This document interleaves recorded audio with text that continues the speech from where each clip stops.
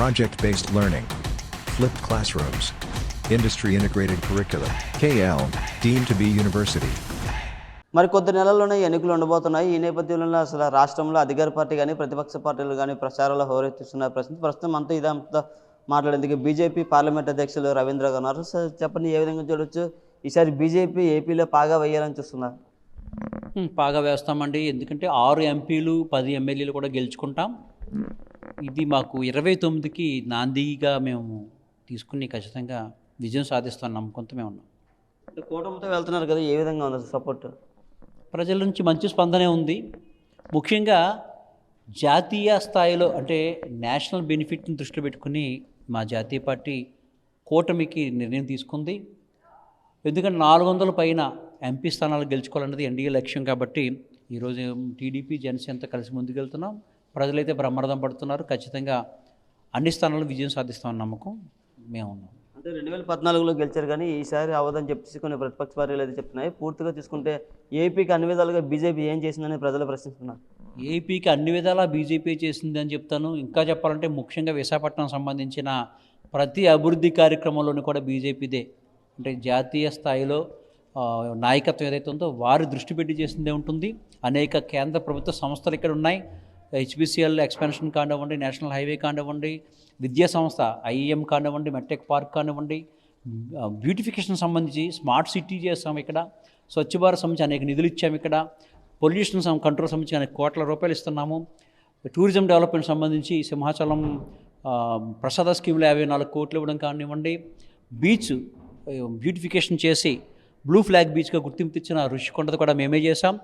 Tourism సంబంధించి ఇంకా జట్టీకి ఆధునీకరణ పక్కనే జట్టి ఏదైతే జరుగుతుందో ఆధునీకరణ దాని పక్కనే క్రూజ్ టెర్మినల్ కూడా మేము నిర్మాణం చేసి ముందుకు తీసుకొస్తున్నాం.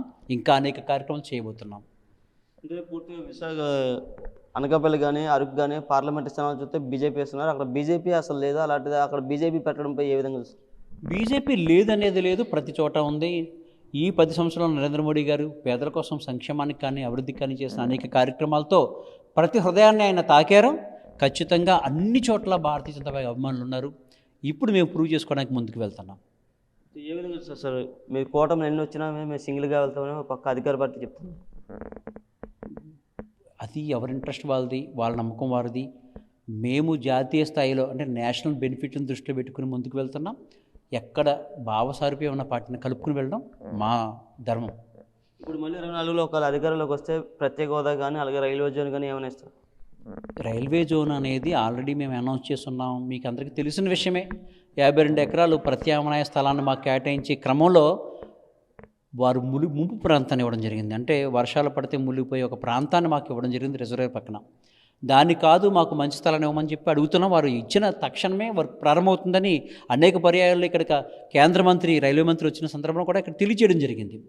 ఇక ఏదైతే మీరు ప్రత్యేక హోదా అన్నారో ఆ ప్రత్యేక హోదా అనేది ముగిసిపోయిన అధ్యాయం అని చెప్పి అనేక సందర్భాల్లో ప్రధానమంత్రి చెప్పడం జరిగింది. ఏ రాష్ట్రంలో లేదు, భవిష్యత్తులో కూడా రాదు, ఏ పార్టీ వల్ల కూడా సాధ్యం కాదు. దానికి సంబంధించిన ప్యాకేజ్ కూడా స్పష్టంగా కేంద్ర ప్రభుత్వం ఇవ్వడం జరిగింది. ఆంధ్రలో గుండె చప్పుడుగా చెప్పుకుంటారు, సెంటిమెంట్గా స్టీల్ ప్లాంట్ విషయంలో కూడా ఏమైనా న్యాయం చేస్తారు? స్టీల్ ప్లాంట్ విషయంలో ప్రస్తుతానికి ఆగిందని చెప్పి మా జాతీయ నాయకత్వం అనేకసార్లు చెప్పింది. అంటే కావాలని కొంతమంది గొడవకి లేదంటే ఎన్నికలు లబ్ధి పొందేందుకు గొడవలు క్రియేట్ చేసి తప్ప అది ఆగింది ప్రస్తుతానికి. దాన్ని సక్రమమైన మార్గంలో పెట్టేందుకు, ఎక్కువ ఇన్కమ్ జనరేట్ చేసేందుకు ప్రయత్నాలు జరుగుతున్నాయి.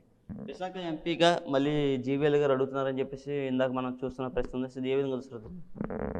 వారు 3 సంవత్సరాల నుంచి విశాఖపట్నానికి సంబంధించి అనేక కార్యక్రమాలు చేసి విశాఖ అభివృద్ధిలో ఆయన కూడా ముఖ్య భూమిక వహించారు.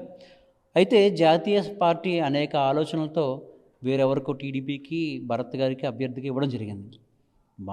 అంటే కొంతమంది తప్పిస్తున్నారు, ఆయనకి ఇస్తే బాగుంటుందని, తప్పులేదు. కానీ పార్టీ నిర్ణయం తీసుకున్న తర్వాత ఇంకా కమిట్మెంట్తో ముందుకు వెళ్తాం. వేరే ఆలోచన ఉండదు. పార్టీ ఎవరికి చేయమంటే వాళ్ళకే సపోర్ట్ చేస్తూ ముందుకెళ్తాం తప్ప ఇబ్బంది లేదు. ఇంకా ఈరోజు పురంధేశ్వరి గారు చెప్పారు, కొంతమంది ఐఏఎస్లు కూడా తప్పించాలని చెప్తున్నారా? ఏ విధంగా సార్? అంటే ఎన్నికల నిర్వహణలో ఎవరైతే క్రమశిక్షణ తప్పుతున్నారో, అధికార దుర్వినియోగానికి పాల్పడుతున్నారో వారిని ఎన్నికల కమిషన్ పక్కన పెట్టింది. ఇది ధర్మం కూడా. ఇది పూర్తిగా వచ్చే ఎన్నికల్లో పూర్తిగా కూటమి విజయం గెలుస్తుంది. అలాగే బీజేపీ ప్రజల వద్దకు చేరి మరింత దగ్గర అవుతుందని, తప్పకుండా మేము ఏపీలో అధికారంలోకి వస్తామని చెప్తున్న పరిస్థితి. కెమెరా పర్సన్ సాగర్తో నాయుడు, RTV విశాఖ నుంచి. మరిన్ని వీడియోస్ కోసం ఛానల్ ని సబ్స్క్రైబ్ చేయండి. లేటెస్ట్ అప్డేట్స్ కోసం వాట్సాప్ ఛానల్ ని ఫాలో చేయండి. అండ్ లింక్ డిస్క్రిప్షన్ లో ఉంది.